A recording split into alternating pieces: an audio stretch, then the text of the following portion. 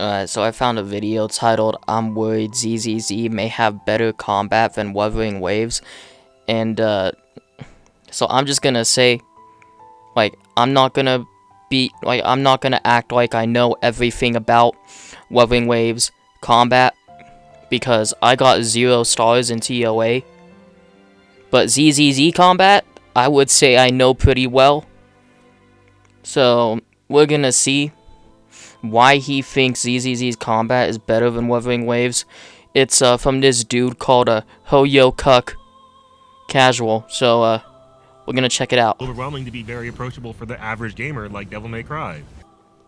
Now, I haven't played Devil May Cry, but I have played Elden Ring, and I have to say that is not very friendly to the casual player. But I'm not so sure about Devil May Cry, because according to other people, it is actually very casual friendly, so I don't know what he's trying to say here. Wuthering Waves feel like a game that encourages kind of boring memorization and repetition, while Zenless feels like a game that encourages really engaging reactivity and adaptability. Well, actually, I'm pretty sure it's the other way around, cause Zenless Zone Zero's combat is pretty fucking repetitive, and I know I'm not the only one who thinks that. So without further ado, have you ever asked yourself why cooldowns exist? You wouldn't refuse me, would you? Now, I hope he's not implying that ZZZ doesn't have cooldowns, cause it literally does.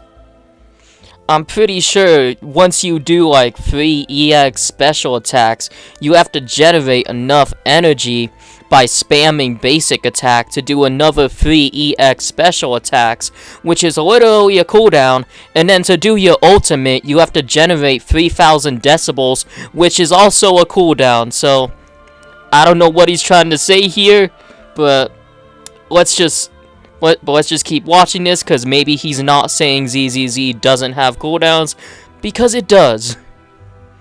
I mean, I would certainly prefer it if a lot of these cooldowns were shorter. Like, please, just cut the grappling hook in half, right? But Dude, it's like 5 seconds, and no characters used a grappling hook in combat anyways, except for Jin C, so... Very broadly speaking, in gacha games, there's generally 2 types of combat encounters. Casual ones, where as long as you have the bare minimum stats and know how to play the game, you have nothing to really worry about, like the average open world fight.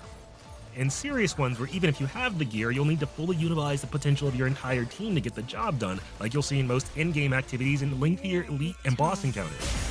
Now, if you're anything like me, a primarily free-to-play player who doesn't have character duplicates or a ton of shiny premium weapons and hasn't had the best of luck gambling for stats, you'll know that for those more serious fights, efficiency is beyond crucial because odds are, one way or another, you're likely going into them at a slight disadvantage. Which is where the problem stems from. Wait. Is he saying it's bad because you need fucking good stats and weapons to, do good and not have a skill issue? Okay, hang on. I think I might be, like, getting the complete wrong idea here, so I need to actually listen closely to what he's saying. Because you need good stats and, weapons in literally every gacha game, so... Yeah, I think I might be getting a completely wrong idea here. Like, I actually have to listen closely to what he's saying, so... Oh, man. Because, you know how I mentioned Wuthering Waves cooldowns are tightly wound, so if they're using an entire team effectively, the abilities you need will more or less be off cooldown when you need them? The problem is the cooldowns are actually a little too tightly wound, so if you don't follow a rotation, hell, even if you spend too much time dodging or parrying attacks, you can easily ruin your entire damage output. You may have noticed in a lot of the footage I've shown you today, every time I need to deal proper damage, fights start to look kinda samey to the... Bro, I hope you're not using your B-roll to prove a point here, cause you're not even showing your damage numbers, and you're like level 60, 70, so no, do not be using your B-roll to prove your point here. But anyways, the tight wildness that you're referring to, isn't that also in every gacha game? Now, don't quote me on that, I don't know, but I'm pretty sure that's in other gacha games too. Point where, from a gameplay perspective, they somewhat blend together. It's the same loop of Carlotta into Shorekeeper into Yang back to Carlotta and repeat with... Now, I'm pretty sure that's the same thing in ZZZ too. Cause, let's just say you're playing with a random team, right? Like, a team consisting of Astra, Yao, Miyabi, and Yanagi. And you're trying to clear some endgame content. First, you would go from Astra, Yao, and then Miyabi, and then to Yanagi, and then back to Astra, Yao. Like, it's the same fucking thing. Like minor variations based on where my concerto is at or if I'm starting the fight without my ults ready. And I have to finish that rotation relatively quickly or I'll miss out on a pretty sizable chunk of my damage, resulting in the exact same problem that makes Genshin Impact's combat kind of a snooze fest. Because being effective requires using all your cooldowns in a fairly strict order of operations, requiring you to use a fairly strict rotation to properly line up all your buffs and whatnot, I more or less know what every fight is going to look like before it even starts, and as a result, combat starts to feel kind of repetitive. Now that's how ZZZ is too. You know how each battle's gonna go. It's the same fucking rotations, except way less intricate. Especially considering this is a game where you're usually going to be highly reliant on your buffs for dealing damage, and many of those buffs have their own cooldowns attached. Again, that's the same fucking thing in ZZZ. You're gonna wanna rely on the buffs that you get in the Shiyu defense or whatever to actually finish it with an S rank.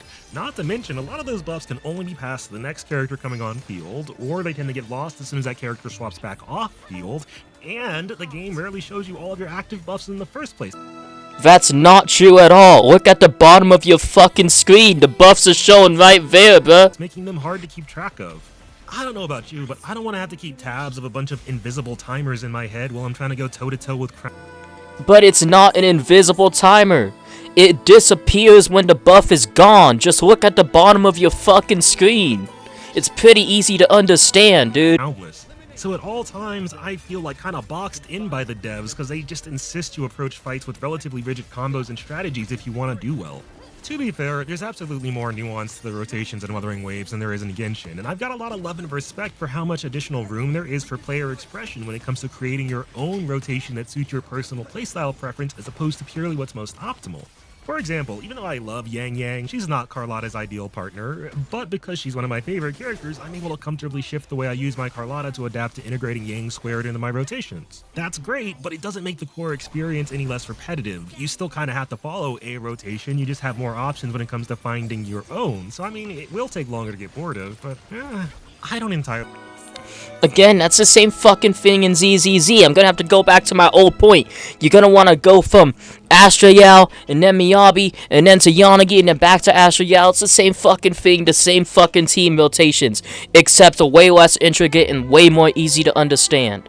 I hate cooldowns in theory, and I don't think they're all bad even in this game, but the closer I look, the harder it feels to ignore all the stifled potential for variety and moment-to-moment gameplay largely driven by all the, in my opinion, unnecessary limitations in Wuthering Waves, especially the cooldown. And since I've been playing a lot of not just ZZZ, but PoE, I can't help but think about how much more fun Wuthering Waves would be if they traded most of the cooldowns for resource-backed systems like Special Energy or Mana. Okay, now doesn't Path of Exile also have a cooldown? Now, I haven't played that game, so I don't know, but... Because the thing about cooldowns is more often than not they wind up removing a certain layer of player choice. Because you can use abilities freely in PoE as long as you have the mana, your choices are much more about which abilities to use when based on your personal preference, playstyle, and the situation at hand, not... That's the same fucking thing in Wuthering Waves and ZZZ though, so... just how they support your DPS. And so despite the fact that I'm often using the same set of 6 or 7 abilities, every fight still looks and feels fresh because the way I use those abilities is constantly shifting because mana gives you the gameplay flexibility to allow for that, instead of focusing purely on output, and so does Special Energy. The fact that this is a resource and I'm constantly making decisions not just about how to spend it, but also how to regain it is a crucial element of the decision making that keeps games like this fun long term in my opinion. Whether we're talking about combo-centric games like Devil May Cry or ARPGs like Path of Exile, in my opinion, one of the big differentiators between a quality experience I'll keep coming back to for years and something I know I'll wind up putting down one day out of boredom is a degree of nuance and decision-making in combat, not just at the start of every fight, but in every single button press before you finish it. In almost every video I've made so far, I've talked about how much I love the fact that Zenless is a game about combo routes, not rotations. If I go into 10 fights with one of my Miyabi Yanagi teams, all 10 are going to play out very differently because I'll be making different decisions in each and every single one, largely thanks to the...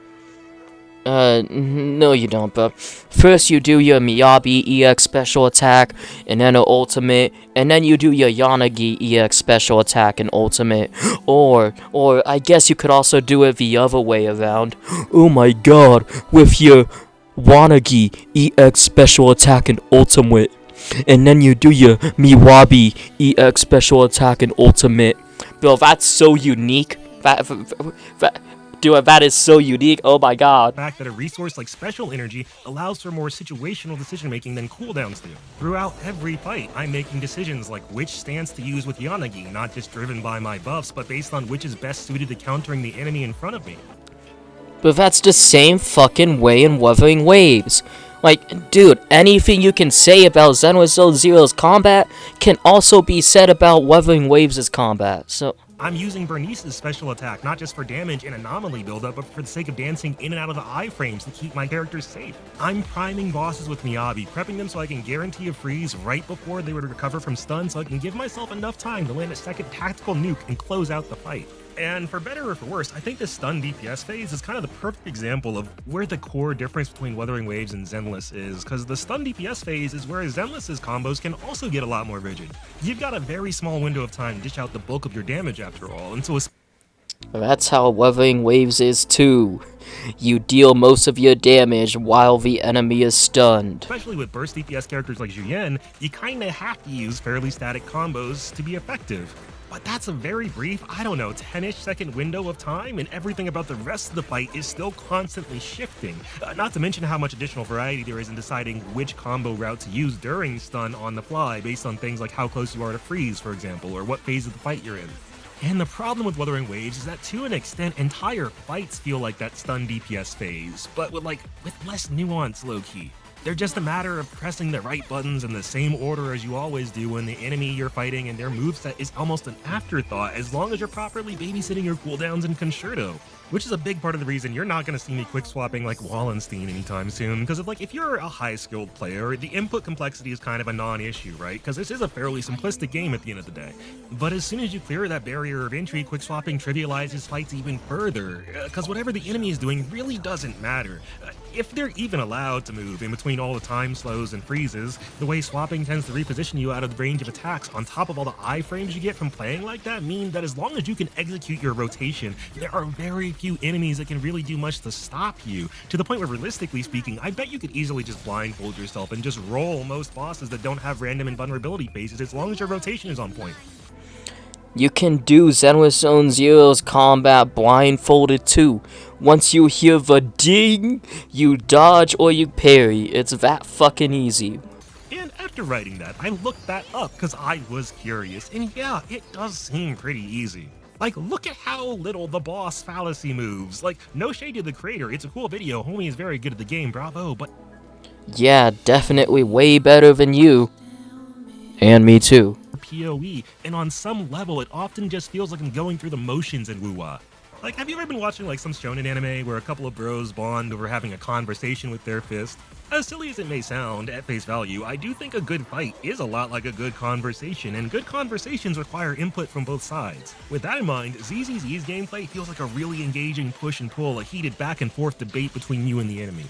Whereas Wuthering Waves feels like giving a TED Talk. Like, hey!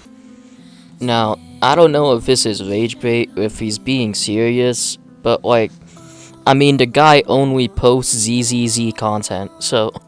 Alright, so like, throughout the rest of this video, the guy just continues to make bad point after bad point, that I just can't really watch it anymore. But anyways, all I have to say is, I love Zenless Zone Zero, right?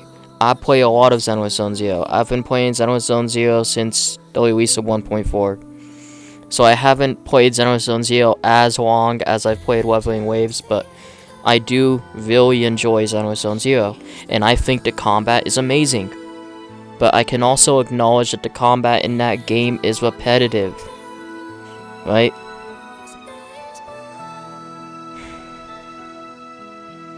So, yeah.